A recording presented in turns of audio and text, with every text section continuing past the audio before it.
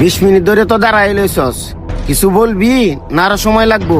আব্বা আমি একটা সিদ্ধান্ত নিছি। কি সিদ্ধান্ত নিছস? আব্বা আমি সিদ্ধান্ত নিছি আমি ঢাকায় যাই পড়াশোনা করব না। ঢাকায় যায় পড়াশোনা করবে না মানে? তাহলে এইখানে কি করবি?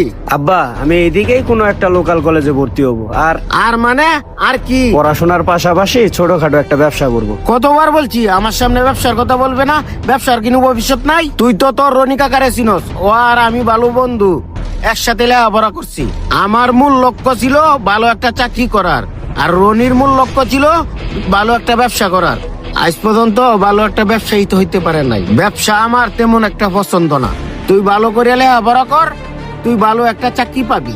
আপনি শুধু রনি কাকার কথা কেন বলেন? আপনার সাথে তো মোকলেস কাকাও পড়তো, সে তো কলেজের সবসময় টপার থাকতো। মোকলেস কাকার চাকরি হয় নাই কেন? সে তো এখন রিক্সা চালায়। ভালো লেখাপড়া করলেই যে ভালো চাকরি হবে এমন তো কোনো কথা না। আমার পড়াশোনায় মন বসে না, আমার ব্যবসার প্রতি আগ্রহ বেশি, আমাকে ব্যবসা করতে দেন। তোর মাথার মধ্যে তুই খালি এই চিন্তা ভাবনাই তা খালি ব্যবসা করবি, তাহলে আমার বাড়ি তোর আর জায়গা নাই। আমি হইলাম শিক্ষিত মানুষ, আমি কিন্তু ভালো মন্দ বুঝি। আমার বাড়ি থাকতে হইলে তোর লেখাপড়া করতে হইব, আর নাহলে আমার বাড়ির তোর জায়গা নাই। আব্বা আমি আপনারা কতবার বলবো আমার পড়াশোনায় মন বসে না, আমি এদিকেই কোনো একটা কলেজে ভর্তি হইয়া ছোটখাটো একটা ব্যবসা করি। আবার তুই আমার সামনে ব্যবসার কথা কস, ব্যবসা মনে তোর লোকের লোকে মিশে গেছে গা। খালি ব্যবসা ব্যবসা করস। এই বাড়িতে আমি যা বলবো তাই হবো। তুই এখন আমার চোখের সামনে থেকে চলে যা। আমি যে একটা মানুষ, আমার কোনো স্বাধীনতা নাই। আমি কি কি করব সব আমার আব্বা ঠিক করে দেবে।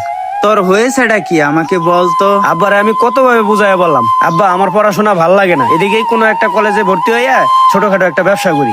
না, আমার আব্বার একই কথা, ভালো করে লেখাপড়া কর, ব্যবসার কোনো ভবিষ্যৎ নাই। তোর আব্বারে ভালোভাবে বুঝায় বল। ভাই আমি আর কতভাবে বুঝাবো বল? বুঝাইতে বুঝাইতে আমি এখন ক্লান্ত।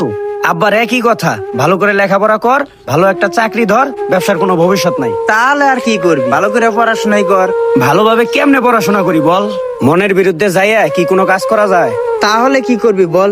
তোর বাবার তো ইচ্ছা ভালো একটা চাকরি করতে হবে, তাহলে তো লেখাপড়া করতেই হবে। আমার আর এইসব ভাল লাগতেছে না। আমার মনে হইতেছে আমি খাঁচার ভিতর বন্দি।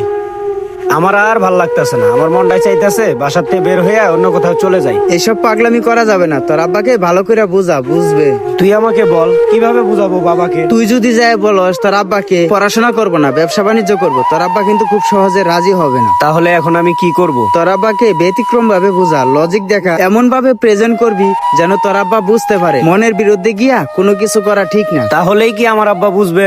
কেন বুঝবে না? বুঝানোর মতো বুঝাইলে ঠিকই বুঝবে। তুই ঠিকই বলছিস, আব্বাকে ভালোভাবে বুঝাতে হবে, আমার দ্বারাই পড়াশোনা সম্ভব না। আমার মন বলতাছে তুই চাচাকে ভালোভাবে বুঝাইতে পারলেই বুঝবে।